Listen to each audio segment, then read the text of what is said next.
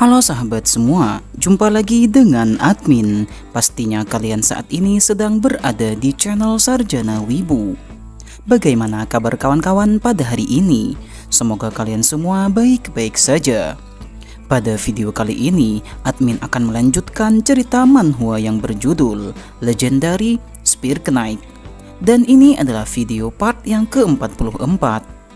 Bagi kalian yang belum mengetahui atau ketertinggalan alur cerita dari manhwa ini, silahkan kalian tonton pada video admin sebelumnya. Untuk link video juga sudah ada di deskripsi. Baiklah, tanpa berlama-lama lagi, langsung saja mari kita masuki alur ceritanya.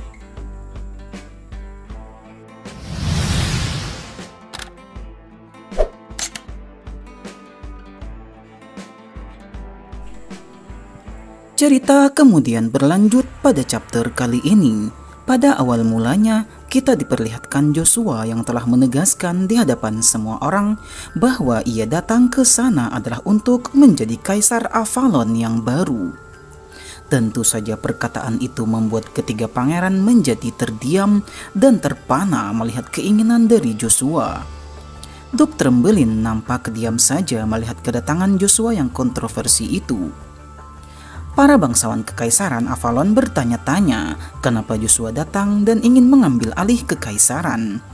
Padahal yang mereka inginkan Joshua tiba di sana adalah untuk membuktikan ketidakbersalahannya. Khon Ari berkata, "Kau memang tak pernah berubah. Kau selalu bisa membuat tubuhku bergetar saking semangatnya. Aku jadi semakin sadar sekarang. Tidak ada orang di Avalon ini yang bisa menghentikanmu," ucap Khon Ari. Khon Ari malah memilih untuk mundur dan tak jadi ingin bertarung melawan Joshua. Lord Denhawk mengatakan kepada Ari bahwa perkataan dari Joshua ini sudah termasuk ke dalam pengkhianatan terhadap kekaisaran. "Kau juga pasti mengerti, tapi kenapa kau malah pergi dan membiarkannya?" tanya Lord Denhawk. "Silahkan tangkap saja sendiri. Kalau kau yakin sekali dengan kekuatanmu itu, silahkan lakukan saja," ucap Ari kepada Denhawk. Denhawk hanya terdiam saja dan dia pun tentu sadar diri akan perbedaan kekuatannya dengan Hero King. Joshua kemudian mengatakan bahwa dia juga tidak lupa nasihat dari Khon Ari waktu itu. Khon Ari pernah berpesan bahwa ayahnya Joshua, yaitu Duk Agnus yang bergelar Black God, adalah orang yang paling berbahaya di kekaisaran Avalon ini. Khon Ari hanya terdiam dan belum mengerti apa maksud dari Joshua mengingat hal itu. Khon Ari hanya berpesan bahwa dia berharap pilihan dari Joshua akan membawa keberuntungan pada orang banyak. Sir Ken, Icarus, dan juga Sir Christian sangat senang karena Tuan Joshua akhirnya benar-benar telah kembali. Mulai dari bertindak sendiri dan menggunakan cara yang tidak biasa, dia memang tidak pernah berubah, ucap Icarus mengomentari kemunculan dari Joshua. Pangeran kedua kemudian berdiri dan menegur Imperial Knight yang hanya diam saja dan tidak bertindak melihat ada seorang pengkhianat yang menyatakan akan memberontak di hadapan para penduduk kekaisaran. Tiba-tiba terdengar suara dari Joshua bahwa pendapat itu adalah salah. Joshua bahkan mengirim pesan suara lewat telepati agar semua orang mendengar suaranya. Acara ini adalah untuk mengenang kematian Kaisar Markus dan untuk mengembalikan stabilitas kekaisaran Avalon dengan menunjuk kaisar selanjutnya. Pangeran kedua lagi-lagi bertanya, memangnya apa urusannya dengan Joshua? Dia menyebut bahwa Joshua hanya seorang kriminal di sini dan tak punya hak untuk bicara seperti itu. "Saat ini kau masih dianggap seorang Dark Mage. Kau adalah musuh publik benua ini. Meskipun kau meminta ampun sekalipun, itu masih belum cukup untuk memaafkan semua tindakanmu," ucap Pangeran Kaizen. Pangeran kedua kemudian dikejutkan dengan cahaya yang memancar dari bawah. Sungguh luar biasa, aura dari Joshua mampu mengintimidasi area sekitarnya. Joshua berkata kalau dia mempunyai hak untuk mengisi singgasana kekaisaran ini, karena ibuku bernama Asiru van Brighton. Itu artinya Darah keluarga Brighton juga mengalir di dalam tubuhku. Sesaat setelah Kaisar Markus menghilang, ibuku diculik oleh organisasi Blackwing. Anda tidak akan menyangkal hal itu kan, Pangeran Kaiser? Tanya Joshua kepada pangeran pertama yang hanya terdiam saja. Pangeran kedua menyebut Joshua berkata bohong. Dia kemudian memerintahkan kepada para bawahannya untuk segera menangkap Joshua. Saat pasukan mulai ingin bergerak, Dr. Trembelin malah memerintahkan kepada mereka untuk berhenti dan diam saja. Dr. Trembelin membenarkan perkataan dari Joshua. Pangeran kedua masih bersikeras dengan jalan pikirannya bahwa tugas dari Dr. Trembelin adalah melayani keluarga kekaisaran. Dan kamilah yang akan memutuskan kebenarannya, ucap Pangeran Kaizen. Pangeran pertama kemudian mengonfirmasi tentang informasi mengenai ibu dari Joshua. Dia menjelaskan kalau dirinya juga baru mengetahui identitas asli dari ibu Joshua setelah Kaisar Markus menghilang. Sebagai anggota keluarga kekaisaran, aku juga menyayangkan hal itu, ucap pangeran pertama. Mendengar perkataan Pangeran Kaiser, Joshua hanya diam saja dengan wajah serius. Pangeran Caesar lanjut berbicara. Dia menjelaskan meski Joshua mengatakan hal yang benar dan punya hak atas singgasana ini, namun semua itu tetap tidak mengubah apapun.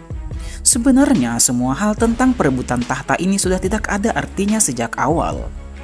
Kaisar Markus sudah menentukan penerusnya sebelum ia menghilang. Dan penerus itu adalah aku, ucap Pangeran Caesar sambil mengeluarkan cincin dari lambang kekaisaran Avalon. Segel Avalon itu berbentuk cincin dan dipakai oleh Kaisar Markus di jarinya. Pangeran pertama dan kedua yang melihatnya sungguh tidak percaya. Kalau kau memang punya benda itu, kenapa kita harus melakukan semua hal ini? Ucap pangeran kedua. Caesar pun menyarankan agar mereka semua menghentikan semua perdebatan ini. Pangeran Caesar kemudian mendeklarasikan kepada warga Avalon bahwa Kaisar Markus telah memberikan peninggalan kepada penerusnya sebelum dia menghilang. Dan orang itu adalah aku, Caesar van Brighton, ucapnya. Tentu saja para warga juga terkejut dan kurang setuju mengingat pengkhianatan dan pembunuhan yang dilakukan pangeran keempat terhadap pangeran ketiga. Entah siapa yang akan menjadi kaisar selanjutnya. Yang mereka inginkan perang saudara di Avalon harus segera berakhir. Sebagian pendukung Caesar meneriakkan namanya dan mereka berharap perang saudara berakhir dan Avalon kembali berjaya di benua ini. Joshua melihat kepada warga dengan tatapan yang serius. Caesar kemudian menyebut bahwa warga Avalon tidak butuh sosok pahlawan. Yang mereka butuhkan hanyalah orang yang bisa memberikan apa yang mereka inginkan. Dan semua itu ada di tanganku. Joshua kemudian membalasnya. Joshua memperlihatkan cincin yang sama dengan apa yang ada di tangan Pangeran Caesar. Seketika itu juga, Caesar langsung terkejut melihat benda yang ada di tangan Joshua. Joshua mendeklarasikan dirinya. Benarlah semua orang membutuhkan seseorang yang bisa memberikan apa yang mereka inginkan. Tapi bagaimana jika orang itu bukan hanya manusia biasa, melainkan juga seorang hero king, ucap Joshua. Yang Mulia Kaisar Markus meninggalkan wasiat yang menyatakan pewaris yang sah, dan itu adalah aku, Joshua Sanders. Itulah yang diucapkan oleh Joshua sembari menunjukkan cincin Avalon yang bersinar terang di sana. Mereka bertanya-tanya kenapa ada dua segel kaisar. Apa yang sebenarnya terjadi? Tanpa pikir panjang, tentu saja mereka langsung meneriakkan nama Joshua dan menegaskan bahwa mereka ingin kaisar selanjutnya adalah Hero King. Caesar langsung pucat dan bingung kenapa Joshua juga memiliki segel kaisar itu. Apakah mungkin dia tahu akan terjadi seperti ini? Tapi semua itu mustahil, ucap Caesar di dalam hatinya. Pangeran Kaizen menertawakan adiknya yang dipermainkan oleh Joshua sampai dibuat frustasi. Padahal sebelumnya Caesar begitu percaya diri berada di atas angin. Sekarang, karena ada dua segel di sini, kita tidak tahu mana yang asli dan pernyataanmu juga masih belum bisa dipastikan. Kita tidak bisa menentukan kaisar hanya dari popularitasnya saja, ucap pangeran kedua. Dia bahkan lanjut mengatakan, atau mungkin harus ada yang membunuh semua yang ada di sini dan mewarisi singgasana. Bagaimana Joshua? Ucap Pangeran Kaizen. Joshua kemudian mendarat di hadapan pangeran, dan tentu saja mudah saja bagi Joshua untuk mengalahkan semua yang ada di sana. Tapi Joshua memilih cara lain. Dia menjelaskan kalau Magic Tower bisa membantu mereka, karena Magic Tower yang membuat segel kaisar, sehingga mereka pasti tahu mana segel yang asli dan mana yang palsu. Joshua memberitahu bahwa proses pembuktian ini bisa memakan waktu 3 hari. Pangeran pertama memotong pembicaraan Joshua dan menjelaskan, siapapun yang akan menjadi kaisar nantinya tetap harus menangani masalah yang terjadi berikutnya. Pangeran pertama kemudian berpaling dan pamit dari panggung arena Avalon. Sampai jumpa 3 hari ke depan, ucap Pangeran Kaiser. Memang pilihan yang tepat saat ini bagi pangeran adalah untuk mundur dan mengulur waktu. Melihat Dr. Trembelin juga membiarkan tindakan dari Joshua. Entah apa yang terjadi, lebih baik untuk mempersiapkan 3 hari lagi, atau mungkin menghilang seperti yang kau lakukan 3 tahun yang lalu, ucap Kaiser kepada adiknya. Caesar sungguh sangat kesal dengan apa yang terjadi pada hari ini. Joshua mempermalukan Caesar di hadapan semua orang yang ada di sana. Heimdall yang telah memberikan cincin segel kaisar kepada Caesar. Apakah mungkin dia berencana untuk mengkhianati Caesar? Namun tidak mungkin, karena jika Heimdall berkhianat, sudah pasti Caesar akan menyadarinya. Sungguh Caesar sangat kesal sekali setelah kejadian ini. 3 tahun yang lalu, harusnya waktu selama 3 tahun ini sudahlah cukup. Caesar dan Heimdall saat ini sedang berbicara dan mendiskusikan tentang sesuatu. Heimdall mengaku telah membuat keputusan. Beritahukanlah kepada para pengikut, dalam beberapa hari ke depan, perintahkan mereka untuk melenyapkan keluarga Agnus dan kediamannya. Caesar terkejut dan bertanya, tapi kan tempat itu adalah tempat yang penting bagi Anda.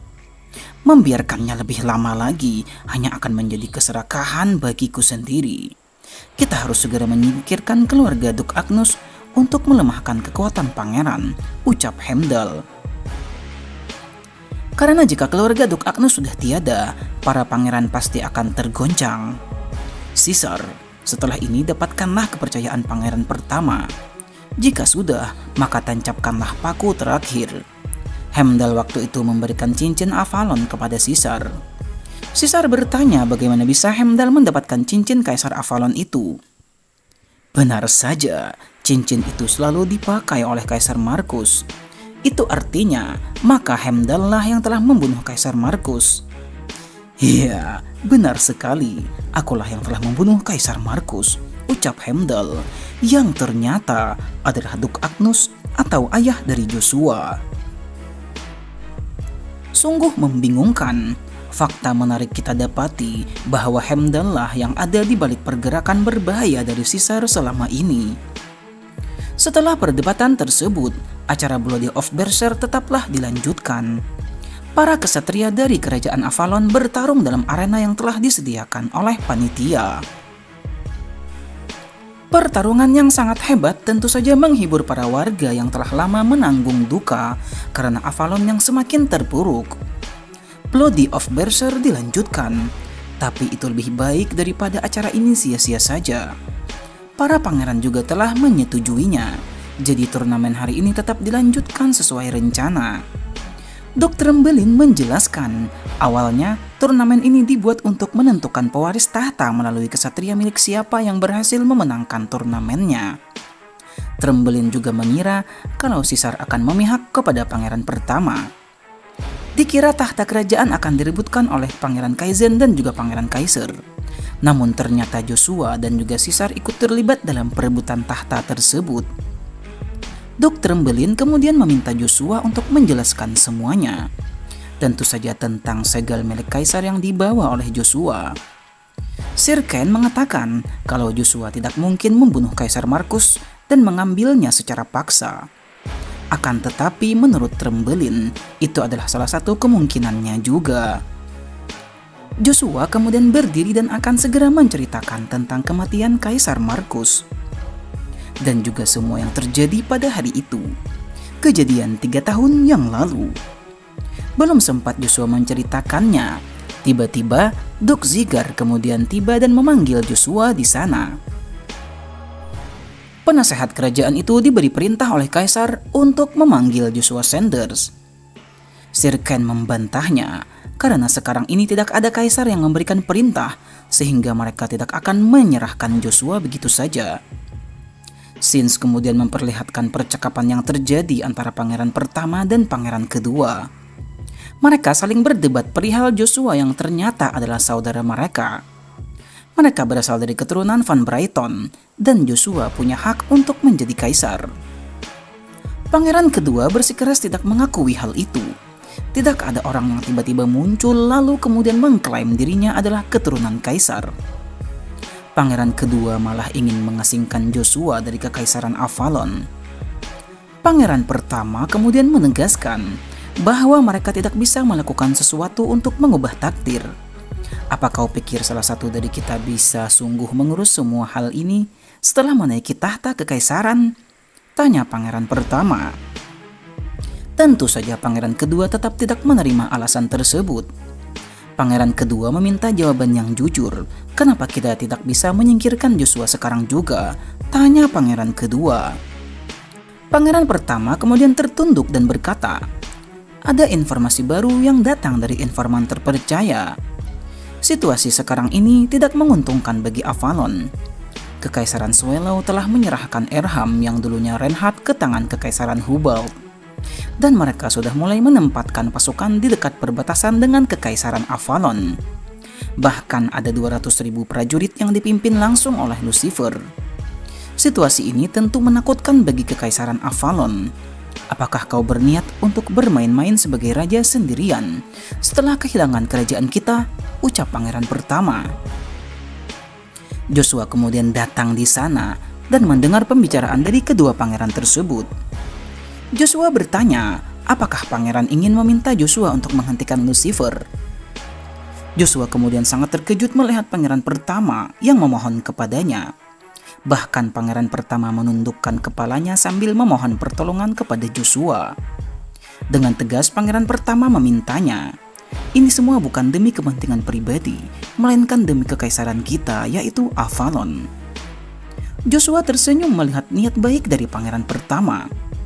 Joshua kemudian ngata-ngatai pangeran kedua.